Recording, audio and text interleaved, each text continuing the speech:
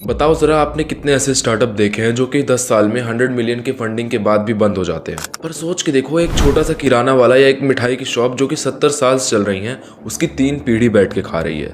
It's shocking right. आपने कभी ना कभी ये जरूर सोचा होगा कि एक सिंपल भुजिया बेचने वाला या एक सिंपल दूध बेचने वाला या एक डेयरी वाला कैसे इतना ज्यादा एक शांति से जनरेशनल वेल्थ बना लेते हैं, जबकि हम वीसी फंडिंग और हाई वैल्यूएशन के चक्कर में एकदम से घूमते रहते हैं। आज हम उस तिजोरी का ताला खोलने वाले हैं कि आखिर क्या है इनका ऐसा राज जो कि इंडिया की सिंपल बिजनेसेस जनरेशनल वेल्थ बना रही हैं और सबसे रिचेस्ट और सबसे स्टेबल फैमिली भी बनती हैं। आप हर रोज एक खबर सुनते हो कि इंडिया में एक स्टार्टअप ने $50 मिलियन की फंडिंग उठाई है, पर हम लोग एक चीज भूल जाते हैं, जो आपके बगल में पीछे हल्दीराम की दुकान है ना, या आपके गांव में जो डेयरी की दुकान है ना, उनकी असली ताकत हम लोग भूल जाते हैं कि उनके पास कितना पैसा है। ये लोग वैल्यूएशन पे नहीं जीते हैं, ये लोग जीते हैं जमीन पे, असली एसेट पे जीते हैं। और ये वो वेल्थ है जो कि 10 साल नहीं बल्कि 100 साल तक चलती है, अगर चलाने वाला उस काबिल हुआ तो। अगर आपको भी लगता है कि एक सिंपल पैसे से बड़ा बिजनेस बन सकता है और आप लंबे समय तक टिकने वाला बिजनेस बनाना चाहते हो, तो इस वीडियो को एक लाइक जरूर कर देना और ऐसे ही अमेजिंग वीडियोस के लिए चैनल को जरूर सब्सक्राइब कर देना और कमेंट में जरूर बताइए कि आप में से किसके पास किराना स्टोर है। So let's start the video. तो हमारा पहला पिलर है ट्रस्ट। अमेरिका या यूरोप पे बिजनेसेस चलते हैं सॉफ्टवेयर पर इंडिया में बिजनेसेस चलते हैं रिश्ते पर, और इसी रिश्ते की सबसे बड़ी मिसाल है हमारा किराना सिस्टम। आप सोच के देखो, आपका किराना वाला आपको उधार दे देता है, अमेजोन देगा, फ्लिपकार्ट देगा या कोई और डिलीवरी ऐप देगा। ये ट्रस्ट का रिश्ता, ये किराना की लोकल लैंग्वेज, यही सबसे बड़ा सॉफ्टवेयर है। वो जानते हैं कि आपके घर में क्या जरूरत है और आपकी सैलरी कब आ रही है और आपकी सैलरी कब जा रही है। ये लोग सिर्फ माल नहीं बेचते हैं, ये लोग रिश्ते पर इन्वेस्ट करते हैं। और जब आपके पास रिश्ता या भरोसा होता है ना, तब आपको बड़े बड़े वेयर हाउस या महंगी टेक्नोलॉजी की जरूरत नहीं होती है। सिंपल बिजनेसेस की ताकत देखो, हल्दीराम हो या बीकानेर, वो स्टार्टिंग में हमेशा खुद कस्टमर से जाके बात करते थे, उनका नाम जानते थे और उनको क्वालिटी और कंसिस्टेंसी दोनों देते थे, जिससे कि कस्टमर का ट्रस्ट उनके लिए इतना ज्यादा बढ़ गया था ना कि सिर्फ वो उन्हीं की दुकान से सामान लेने जाते थे या उन्हीं की कंपनी का प्रोडक्ट यूज करते थे। और इन सब का सबसे बेहतरीन एग्जांपल है अमूल। अमूल का कितना ज्यादा सिंपल मॉडल है ना, सिर्फ दूध बेचना। अमूल एक कोऑपरेटिव मॉडल है।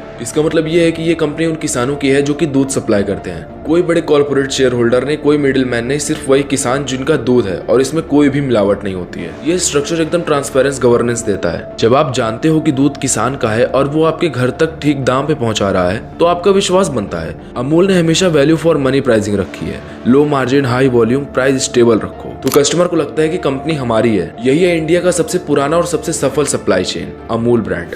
हमारा दूसरा प्लेयर है सिंप्लिसिटी और कंसिस्टेंसी। सिंपल बिजनेस का मतलब ये नहीं कि वो छोटा है, सिंपल बिजनेस का मतलब ये है कि उसका मॉडल या उसका कोर इतना ज्यादा सिंपल है कि वो कोई भी मार्केट को हिला दे। और इसका सबसे बड़ा एग्जांपल है निरमा। अब ये चीज इग्नोर मत करना, 1969 में जब करसन भाई पटेल ने निरमा शुरू किया ना, तो हिंदुस्तान लीवर जैसी बड़ी कंपनीज का सर्फ मार्केट में चलता था। सर्फ का प्राइस था 13 रुपए, लेकिन करसन भाई पटेल ने निरमा को सिर्फ 3.5 रुपए पर केजी बेचना स्टार्ट कर दिया। और ये एक बहुत ही ज्यादा बड़ा प्राइस डिफरेंस था। जब निरमा मार्केट में आया तो बड़े बड़े एमएनसीज तक हिल गए। 13 रुपए का सामान सिर्फ 3.5 रुपए में। ये आम आदमी के लिए कोई एक एक्सेस नहीं था, ये आम आदमी का हक था जिसको उस वक्त डिटर्जेंट चाहिए था। पर ट्विस्ट ये है ना, सस्ते में क्वालिटी मेंटेन करना बहुत ही ज्यादा मुश्किल हो जाता है। तो फिर उसी समय करसन भाई पटेल ने एक बहुत ही अच्छा स्मार्ट मूव खेला। उन्होंने कच्चा माल यानी कि रॉ मटेरियल खुद बनाना स्टार्ट कर दिया, जिसको एक बैकवर्ड इंटीग्रेशन कहते हैं। उन्होंने बड़े बड़े सोडा एस और सॉल्ट्स के प्लांट्स लगाए जो कि उनको सर्फ से भी ज्यादा सस्ते में कच्चा माल देता था। सिंपल आइडिया और एग्जीक्यूशन में कोई कॉम्प्लेक्सिटी नहीं। इंडिया की आबादी इतनी ज्यादा बड़ी है ना कि लो मार्जिन हाई वॉल्यूम का गेम हमेशा हाई मार्जिन लो वॉल्यूम का गेम को हरा देता है। निरमा ने सिर्फ एक डिटर्जेंट नहीं बेचा, उन्होंने आम आदमी को सस्ता डिटर्जेंट अफोर्ड करने की आदत डलवा दी। अब हल्दीराम या तो बीकानेर वाले वो देख लो, इनका प्रोडक्ट क्या है, नमकीन या मिठाई? सिंपल,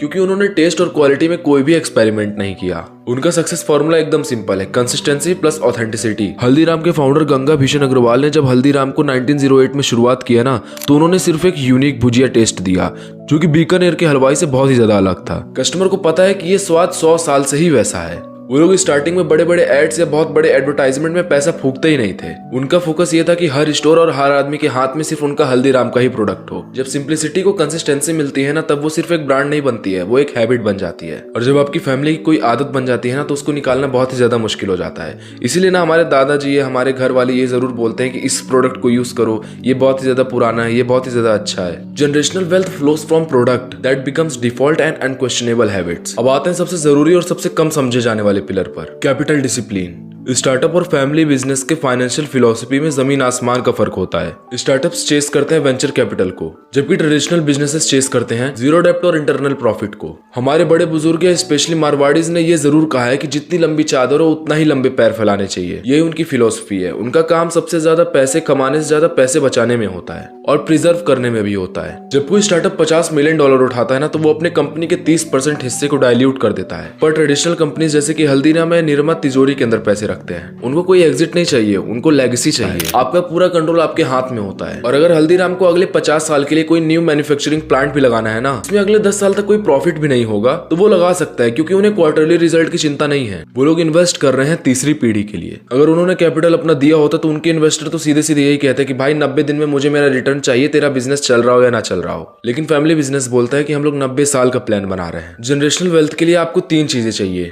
विश्वास, कंसिस्टेंसी और डिसिप्लिन। आपका प्रोडक्ट कितना भी ज्यादा सिंपल क्यों ना हो, चाहे वो कोई एक नींबू हो, चाहे कोई एक साबुन हो, और आप उसे अपने अच्छे ईमान से बनाते हो और सस्ते प्राइस में मास मार्केट में जाके मार्केटिंग करते हो, आप पैसा बचाने को और अच्छे से इन्वेस्ट करने को अपनी सबसे बड़ी ताकत बना लेते हो, तो आप एक स्टार्टअप नहीं, आप एक लेगेसी खड़ी कर देते हो। आज के जमाने में सब लोग स्टार्टअप बनाना चाहते हैं, अपनी वैल्यूएशन को $1 बिलियन तक ले जाना चाहते हैं, लेकिन हम लोग भूल जाते हैं कि उस वैल्यूएशन को गिरने में 2 साल भी नहीं लगेंगे। पर ये सिंपल बिजनेसेस ने ये प्रूव कर दिया कि परमानेंस हमारी असली पावर है। आपके दादा परदादा ने एक तिजोरी नहीं बनाई है, उन्होंने अपना एक नाम बनाया है, जो कि आपको उसको आगे लेके जाना है। तो अगली बार जब आप किसी मिठाई शॉप या आप किराना स्टोर के आसपास से गुजरिएगा, तो एक चीज जरूर याद रखिएगा कि वो एक बिल्डिंग नहीं है, वो 70 साल का विजन है, जो कि आज भी खड़ा है, शांत और अच्छे से। अगर ये वीडियो थोड़ी सी भी पसंद आई हो तो कमेंट सेक्शन में मैंने एक चीज पिन करके रखी है, उसका आंसर देके जरूर जाइएगा।